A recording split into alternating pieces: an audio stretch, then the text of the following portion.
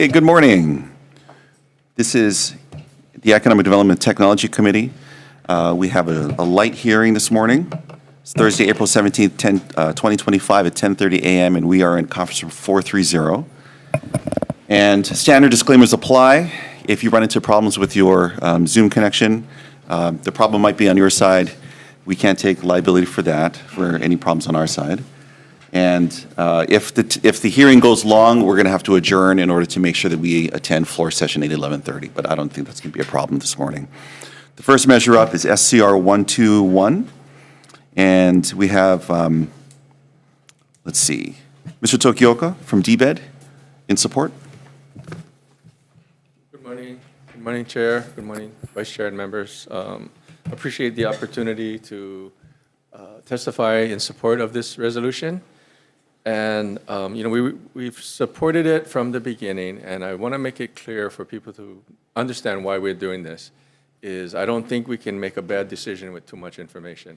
And so what you guys will be doing for or against in the community, it'll be a group that will be reaching out to the communities, getting information, making sure that the communities feel like their input is accounted for.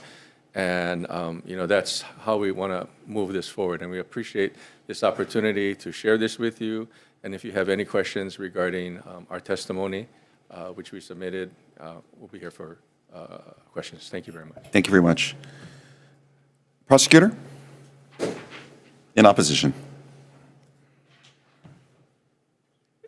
Good afternoon, Chair Iligan, Vice Chair Hussey, members of the committee. I'm Steve Alm, Holland prosecutor. I'm strongly opposed to this. There are red flags all over the country. I mean, it's even on John Oliver's show, like 3 weeks ago, where they had, and Marcus O'Shure wrote a very strongly worded column this morning in the Star Advertiser.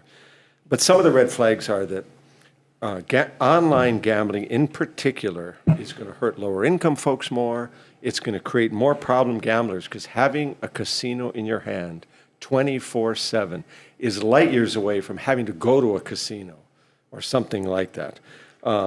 And they make their money disproportionately from the problem gamblers, the people that lose a lot. And that really would mean Hawaii is in the addiction for profit business, and I don't think that's where we want to be. The legislature has resisted it for years. Just 2 weeks ago, the mayor and city council of Baltimore sued FanDuels and DraftKings for unfair and deceptive labor practices. Research shows that 96% of online bettors lose money. Only 4% win. And they typically are going to either get banned, the winners, or they're going to get their bets reduced to a few bucks because you don't have a right to gamble. That's a business. Department of Taxation testified in February that with a 10% tax, the take for the state would only be $5.3 million in 2026, and then 5.5 in 2027. I think that the industry has said it's 10 or $15 million, but that's not what our Department of Taxation says. And as far as tourists, they can gamble anywhere on the mainland. So if they come here, they have set amount of money to spend. If they gamble, that means they're not going to Gotaku, they're not going to Roy's, they're not going to Alamona Center, they're not going to Polynesian Cultural Center. And finally, people in Hawaii love sports. So do we want to have fans at UH football or UH volleyball watching, cheering on the team, or on their phones betting, is the guy going to make the field goal or not? Or is the serve going to be in bounds? So I urge you not to promote legalized gambling where our citizens will lose 96% of the time, where Native Hawaiians and other low-income groups are going to be targeted with this, and where the state would only see $5 million in revenue. It could tarnish our love for sports. So thank you very much for listening. Thank you. Any questions for Mr. Ram?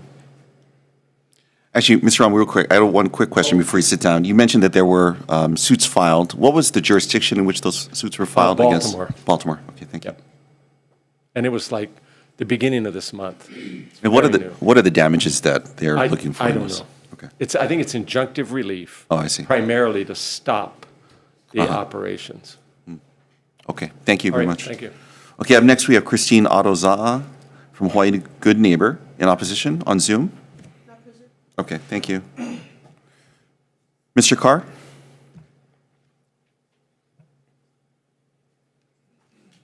Morning, Chair, Vice Chair, Stanford Car Development. Stanford Car on behalf of Aloha Halava District Partners.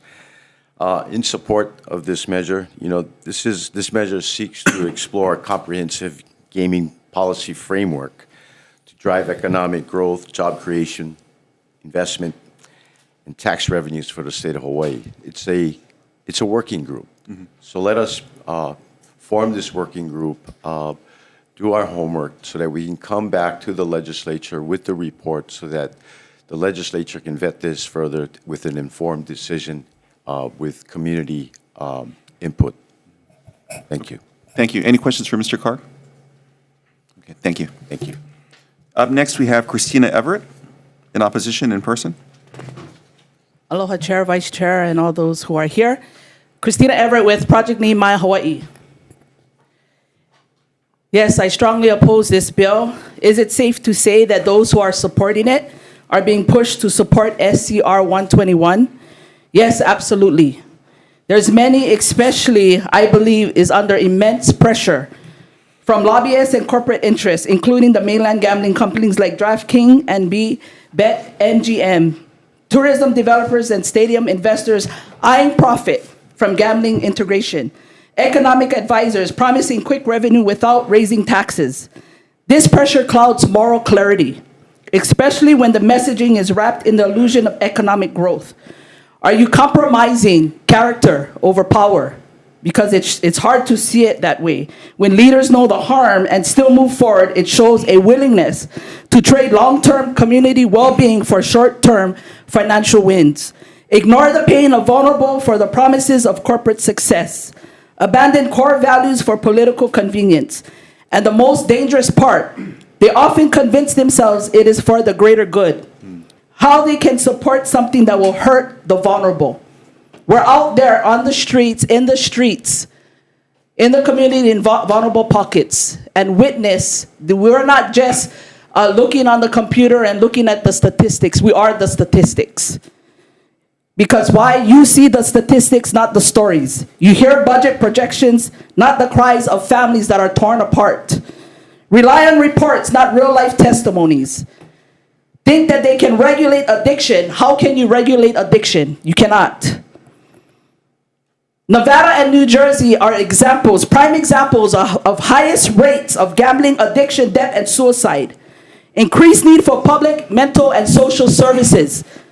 More crimes, theft, and financial fraud tied directly to gambling losses. There are so many stories that we can go over and over and again. Isaiah says in the book of chapter 10, verses 1 to 2, woe to those who make unjust laws, to those who issue oppressive decrees. For every $1 gain in gambling revenue, taxpayers spend $3 to $7 just to fix the fallout. Come on.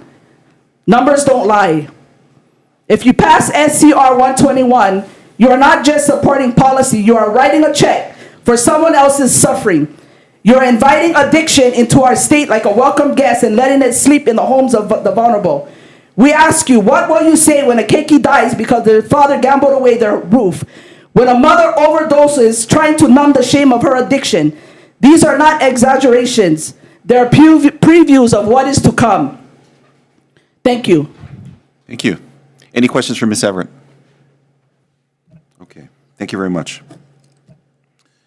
Amy Agbayani is on the record, has submitted testimony. Is she online? No. All right. Yeah, I know, just checking. Brandon Maka'awawa. Lord Chair, Vice Chair, members of the committee. My name is Brandon Maka'awawa. I'm the Vice President of the Nation of Hawaii, and I stand in strong opposition to SCR 121. This resolution proposes forming a working group to explore the potential benefits of legalized gaming in our islands. While I agree that this is a conversation we must have, it's one that should start within our island ohana, not with industry stakeholders who stand to profit from our decisions. There are 48 states across the country that have gone through this process. Many have formed working groups, held hearings, and debated legislation, but none have included gaming operators as part of the initial formation and discussion. Why should Hawaii be any different? Why are we giving those who seek to benefit the loudest voice in a conversation that could fundamentally impact our ohanas, our communities, and our future? We need a robust, honest discussion that considers all sides.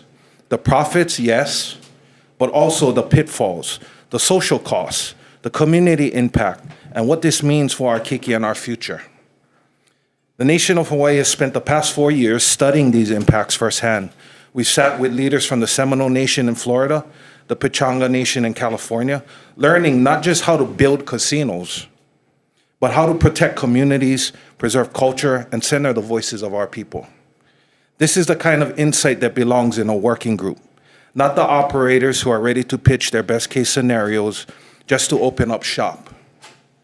Let us have this conversation as an ohana first. Let us, the original people of this land, who have the most to lose, lead the way. And when the time comes for technical expertise, the operators can be called upon, but not before that. This is why I oppose SCR 121. Mahalo.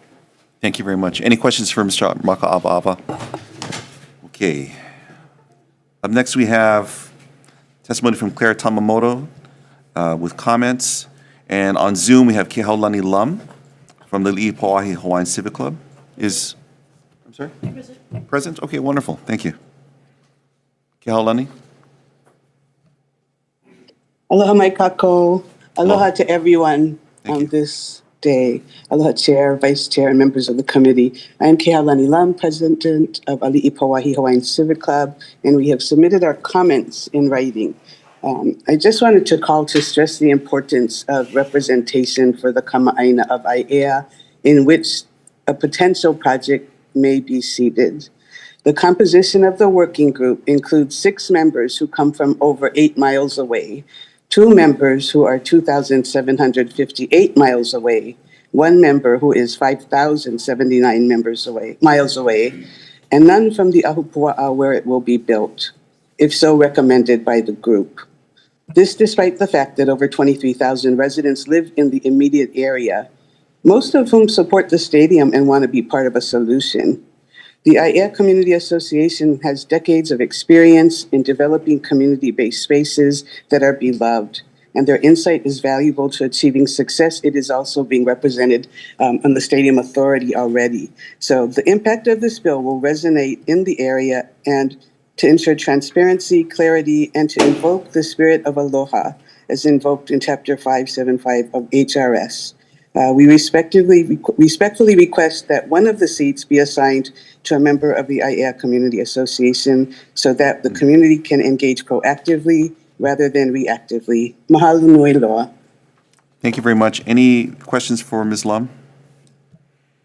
Okay, mahalo. Up next, we have Pu'uhonua Bumpy Kanahele. Not here. Okay. We have testimony in opposition from John Kealoha Garcia. Mr. Sula from the Ironworkers.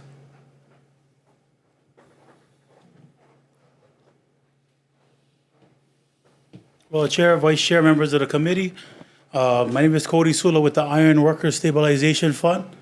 We're in support of SCR 121, as we were from the beginning, because we believe that this working group is an important part in considering something like this type of legislation and gambling.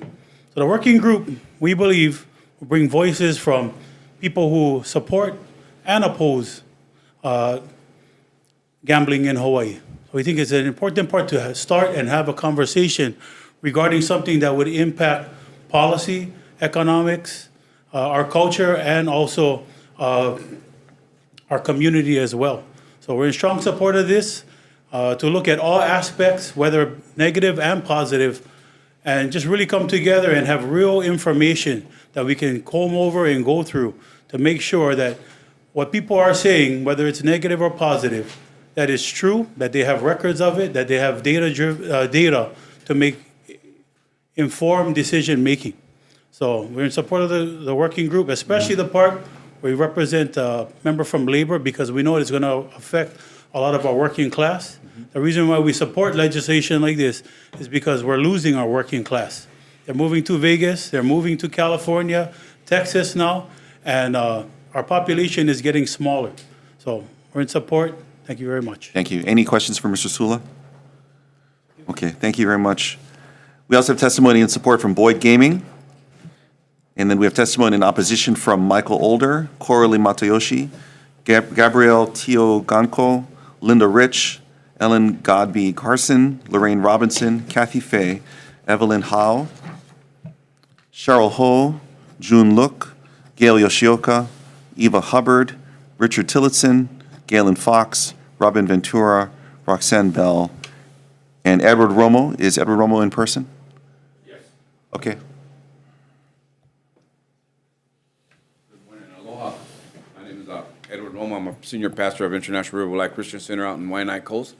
I'm against it, and I believe because I'm against it, it's just like he had said, Hawaii, you come to Hawaii to enjoy, not to gamble.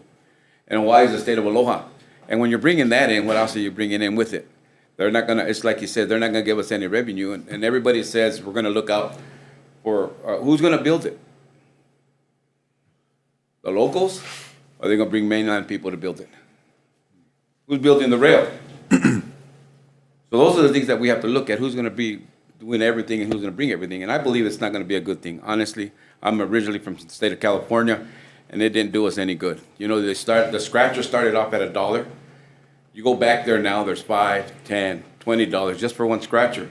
And the thing is, this is that they went up like that so that they think they have a better chance of winning. There's no win. There's not a win-win situation here. I'm against it.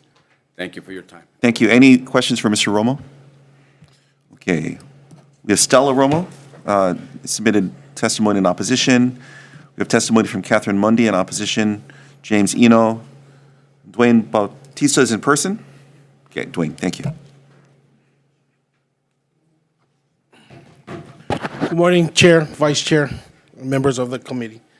I'm in support as a citizen. Even though I'm employed at the Ironworkers Stabilization Fund, today my testimony is on behalf of myself. I support this bill, SCR 121. Hawaii needs this bill, but the working group is, we're putting our thoughts and all our policy making to make this work. This is the time that Hawaii is giving the current absence of legalized gaming in our state, and this is the time that we can use this working group to figure out and make the policies that we can help out this state. So I'm in full support of this bill, and thank you for the time. Thank you, Mr. Bautista. We have testimony, and I'm sorry, any questions for Mr. Bautista? Okay. We have testimony in opposition from Cheryl Brazanka, Michael, Kainoa Wilson, Jermaine Myers, and Linda Miata. Christy McPherson offers comments. We have testimony in opposition from Aaron Hahn, Arden Fontanilla, Joy Chinen, Doreen Morimoto, and Sheila Medeiros is in person. Thank you, Sheila.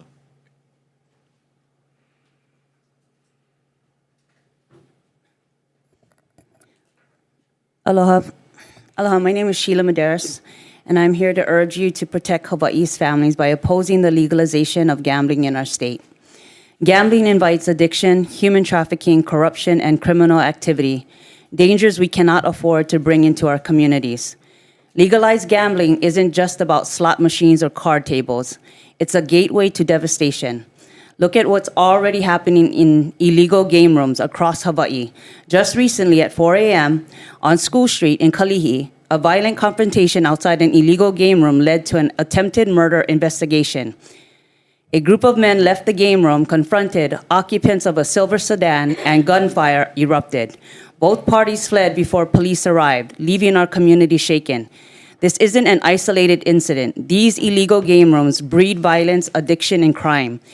Legalizing gambling would amplify these dangers, inviting more corruption and human trafficking into our neighborhoods, tearing apart families and exploiting the vulnerable. Our keiki, and our kapuna, our families deserve better. Gambling addiction destroys lives, pulling people into debt and despair. It fuels criminal networks that prey on our communities, from trafficking to organized crime. Hawaii is a place of aloha, where we protect one another. not a place where we open the doors to predators and profiteers. We've seen the harm in places like Kalihi. We cannot let this spread statewide. I implore you, reject legalized gambling, protect our families, our values, and our future from addiction, violence, and corruption. Keep Hawaii safe. Mahalo. Thank you. Any questions for Ms. Medeiros? Okay, we also have testimony in opposition from Roquillian Letua, Stephanie Correa. Neil McPherson offers comments, and Rachel Robinson in opposition. Any other testimony? Cliff? Good morning, Chair, Co-Chair, and Vice and Committee members. My name is Cliff LeBoy. I'm with the Ironworkers Union Stabilization Fund. I'm also here on behalf of the Hawaii Building and Construction Trade Council. The Hawaii Building and Construction Trade Council consists of 18 affiliates, totaling 34,500 members. We are all in support of this measure.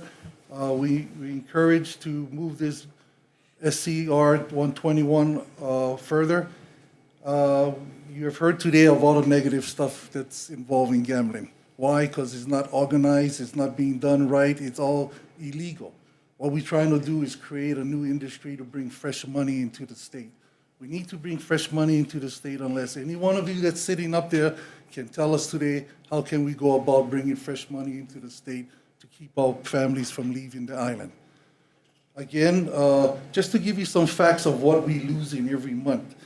We have 6 airlines that fly to Vegas per week, a total of 17 flights a week. We're losing on airfare alone per week $13,739,000 per week.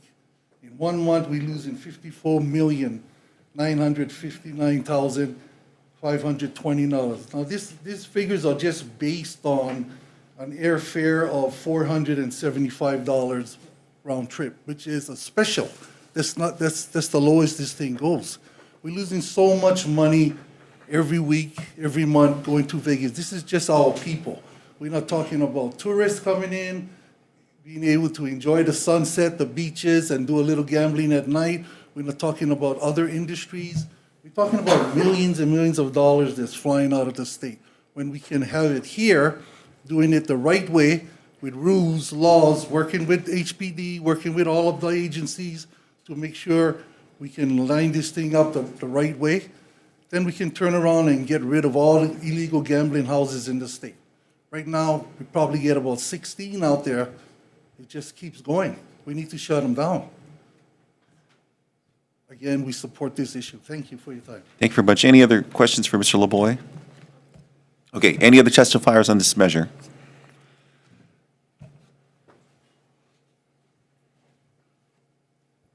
Hello, everyone. My name is Nelson Sua. For some of you guys that came in that front door, you've seen a poster board of my family. Those are me and my siblings. We've done over 230 years of prison time. So that darkness, we understand it fairly well. And I hear everybody's arguments, and both valid. But what you guys don't see is what's going to happen. There's already criminal organizations around the world that are reaching into my family and they're keeping an eye on these bills that are happening in Hawaii. What's going to happen is that you're going to see an increase of crime. I don't care what they say or think, it's going to happen. Politicians will be paid off on the federal government and county levels. Kids, and if that doesn't work, your families are in danger. You don't pay your bill, you're in danger. Kids will be taken and turned missing, put on a train around the world to make money, and at the end of their life, they will return to you broken. And if not, their body parts will be sold on the black market, and they will be labeled as runaways. For those adults that end up at the bottom of the ocean, you guys will just be labeled missing. And this is the reality of it. I would suggest a better alternative. I have an idea that I think might work. Why not create a state-owned enterprise, a hotel casino, and have it placed in Vegas, right? More people visit Vegas. There's 100,000 people from Hawaii in Vegas. There's already a connection. The underground infrastructure is in place. The security side is already taken care of, right?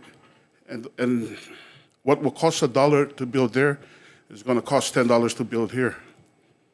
And yeah, we do need the money, but at what cost? The state is called the Aloha State. When you legalize gambling, that all gets destroyed, and what was called the state of Aloha will become Martha's Vineyard, only for the elite. So I just wanted to share that with you guys. I'm not coming from one who thinks or believes. I know what's going to happen. And it's our descendants. They will push drugs. Anybody that cannot pay their bill or loses their home, they will end up on the street. And then they'll end up taking drugs. They'll start doing crime. You'll make good people turn bad. So it's not worth it. There are all other ways to be creative. I think that's what we need more now, but not to sacrifice our state like this. So I thank you. Thank you. Any questions for Mr. Sua? I had one question, which is, I think the idea of the state of Hawaii establishing its own casino in somewhere else is an interesting idea. My question is, if we do that, are we not just exporting all of the negative parts of having a casino to someone else, to another jurisdiction? Well, the thing is, you're not going to stop people gambling. You're not going to stop people going to Vegas, right? You're not going to stop it. I spoke to a friend who's a GM at an LA at a hotel, the Hilton.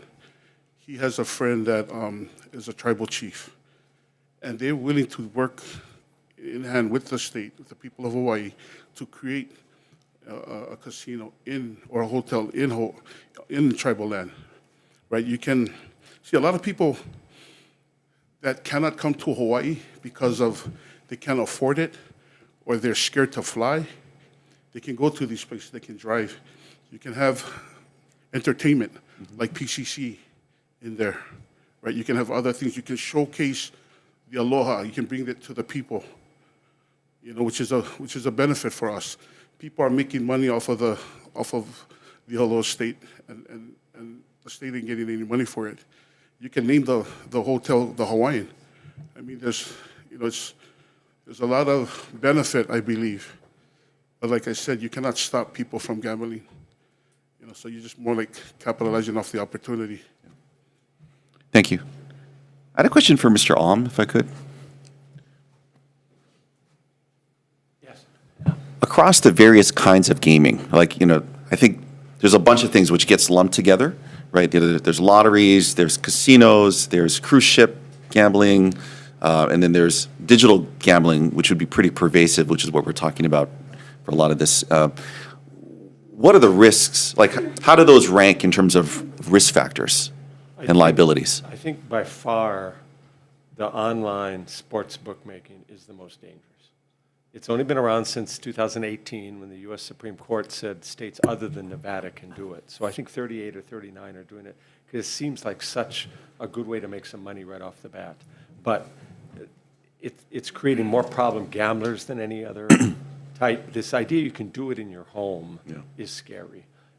Going to a casino is going to have its problems. You are going to have some problem gamblers. At least with that, it gives the construction guys a chance to make some money building it. There will be some jobs with it. And a lottery, they say, okay, we'll give it to education. Well, usually the legislature cuts the legislation money for that. What I'm afraid of is if any one of those things is legalized, the money from the gambling interest is going to pour into the state. And it'll be hard to stop with any one. But sports bookmaking, by far, is the scariest one. Okay. Thank you very much. Okay. Any other questions? We can move on to the next. Daniel. I did have a question for the DBED director. That was a pretty creative, Director Tokioka. I do appreciate the idea for Mr. Sua. Is that something that we could potentially look at for What are your thoughts? Thank you for the question, and thank you, Mr. Sewell, for the idea. Absolutely. That's why, in my testimony I said earlier, that's why you want to do something like this, to flush out all the types of different creative ideas that can come out. And did that come up before? When I was in the legislature, somebody else brought that up before, that we should purchase a casino in specifically Las Vegas. It didn't go very far, obviously, but that's the type of ideas that I think is critical to have this working group go flush out ideas. And some of the comments that were made before regarding the dangers of a casino being there, we know just recently people were killed at these illegal gaming houses. And so when you have a situation like a casino in an entertainment district at Mr. Carr's development, you're going to have cameras, you're going to have security, you're going to have all of these things at a place where now these gaming houses, and it's hard to stop them, you don't have any of that. In fact, the only security you have is letting people go in there and rob, and people that are bodyguards in there to protect the property inside.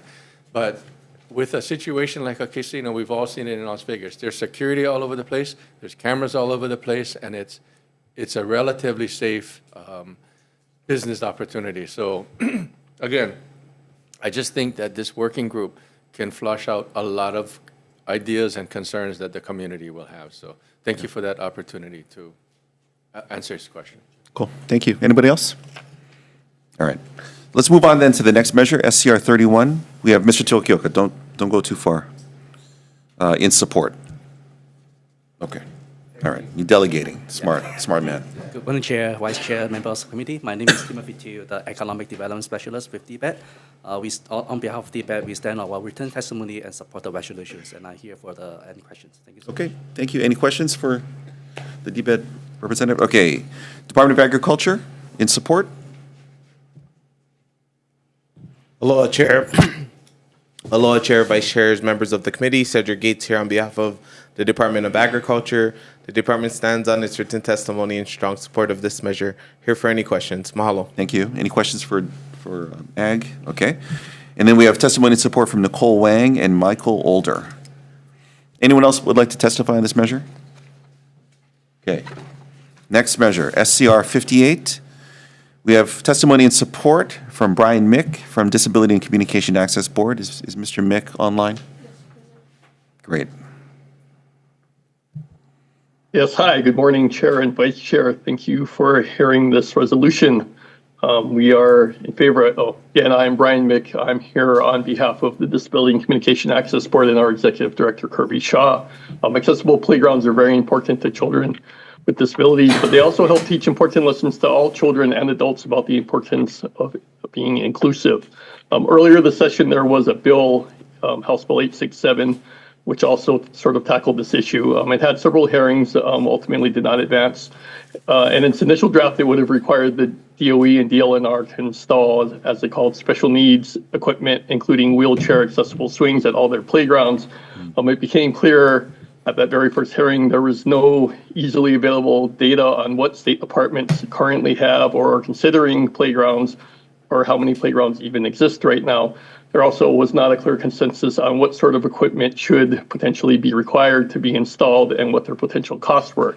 There is equipment that is designed for kids with disabilities other than mobility, and those absolutely should be considered as part of this process. It's also noted that many public playgrounds are county-owned, and those are open for everyone's use, not just restricted for students, and are open 7 days a week. So this led many of the stakeholders to think that a working group would really be a good idea. They could do a survey and study of all the state departments and come up with some recommendations. However, since we do know now that DOE has hundreds of playgrounds, it does make sense for them to be one of the lead agencies, in our opinion. SCR 58 as amended calls for DOE and DAGS to lead such a working group, and we thank the prior committee for making the amendment to that. So in summary, please pass this reso. Thank you for the chance to testify. Thank you. Any questions for Mr. Mick? Okay. Up next, we have Daintree Bartoldas from the Hawaii State Council on Developmental Disabilities in person.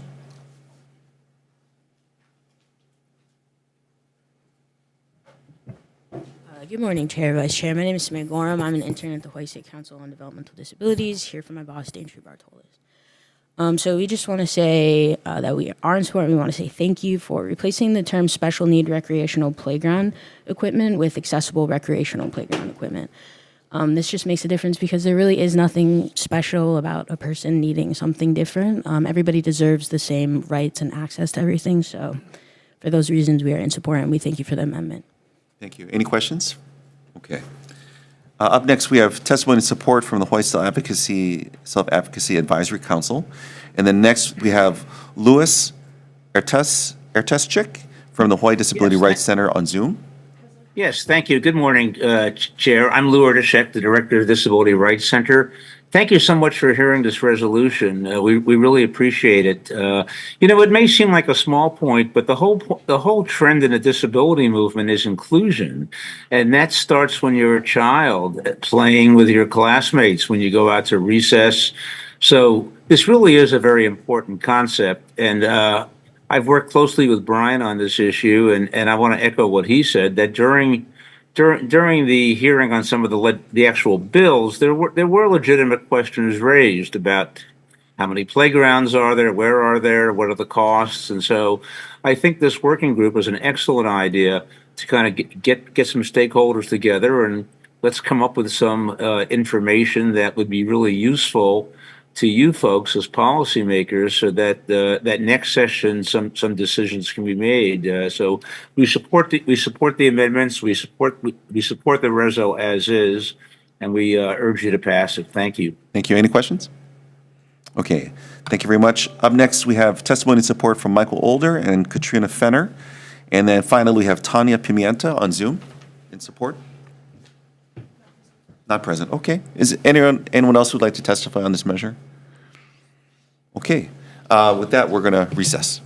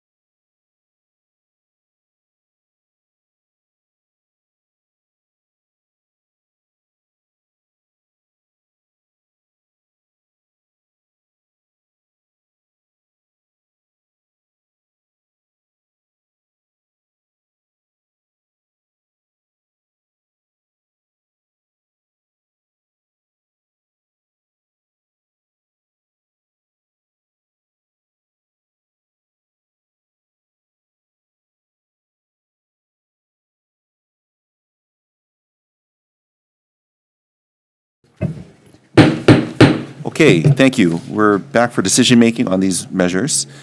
First item is SCR 121. Representative Tam, do you want to speak? Thank you. Oh, no, go. Say your amendments first. And then. Okay, so my recommendation is to pass this measure with an HD1, and there are several items to change. So there's some minor changes in the purpose language. I'll just read it out for simplicity's sake, and I have hard copies here for anyone who is interested. Want to indicate that whereas the legislature requires information on the costs and benefits of legalized gambling, including different gambling operations, to evaluate and properly consider gambling for Hawaii. And then going into the purpose language, we're suggesting that it should say research, that the purpose then is to research gaming programs and experiences of legalized gambling states, including but not limited to revenues generated, costs of administration, preventative education, gambling counseling and treatment, regulation and enforcement.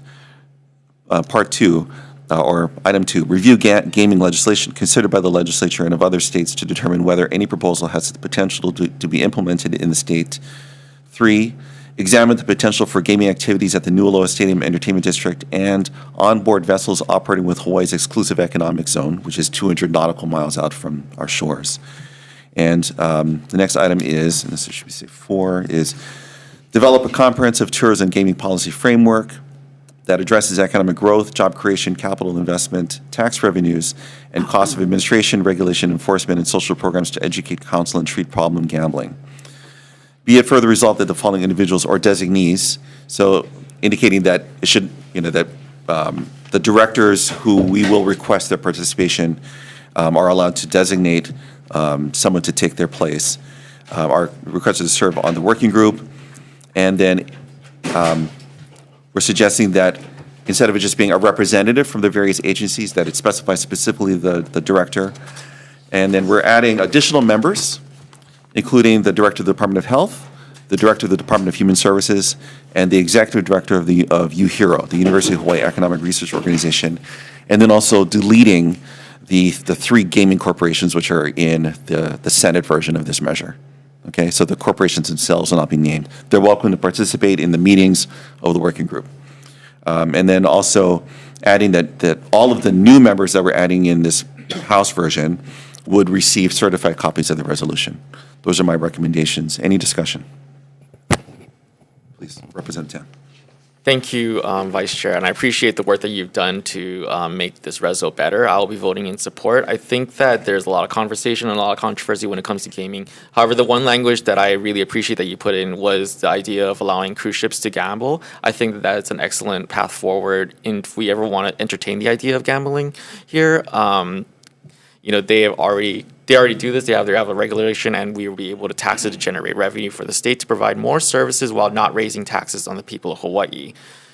I also think that I look forward to seeing what this working group produces in terms of that area. Thank you. Thank you. Any other further discussion? Representative Holt? Thank you. And, I echo a lot of the comments of the representative from Waikiki. And, I understand the concerns of the community members, and I do believe that, putting a legal method forward for people to gamble will allow a safer, method of entertainment than, as you guys described, what is currently happening.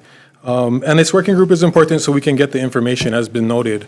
Numbers have been thrown around of 6,000 jobs and $250 million in revenue. And I don't know any other industry which can provide us with those types of jobs and revenue currently. So I can't just take that for truth. We need to continue to work and figure out what is the actuality, and I think this working group will help us get there. So thank you for moving this forward. Thank you. Any further discussion? Oh, okay. I also wanted to add, I'm sorry, I forgot to add two things. One is I'd like the committee report to please reflect the testimony of the prosecutor and his concerns are that online gambling is probably the most dangerous of the various types of gambling that the working group might consider. And also for the HD to add designee for the House and Senate representatives that the leadership might designate other individuals. Okay. Any other discussion? Chair. Chair, if you don't mind, would you be able to also add the chairs of the standing committee on this Senate and the House of Representatives under the purview falls matters of economic development, who are also requested to serve as co-chairs of the willing group to have the ability to assign a designee? Absolutely, that makes a lot of sense. Thank you. Thank you. Anything else? Okay, that's the recommendation. Chair, for the vote.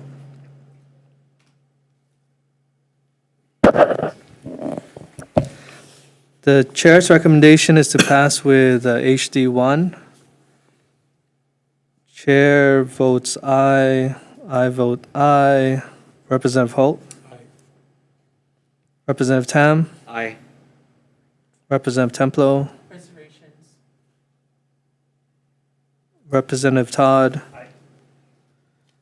And Representative Matsumoto will be excused for this resolution as well as the remaining resolutions for this hearing. Okay, thank you very Chair, much. your resolution has been adopted. Thank you. Next item is SCR 31, recommendations to pass as is. Oh, Chair, just so the body knows, it's SCR 121 that we just voted on. Thank you. Thank you very much. The next item up is SCR 31, SD1, recommendations to pass as is. Any discussion? Okay. Thank you, Chair, for the vote. Chair's recommendation for SCR 3-1 is to pass as is. Any members wishing to vote with reservations? Any members wishing to vote no? With all members voting aye, Chair, your resolution has been adopted. Thank you very much. Last item, SCR 58. The recommendation is to pass as is. Chair's recommendation is to pass SCR 58 as is. Any members wishing to vote with reservations? Any members wishing to vote no? With all members voting aye, Chair, your resolution has been adopted. Okay, thank you all. We're adjourned.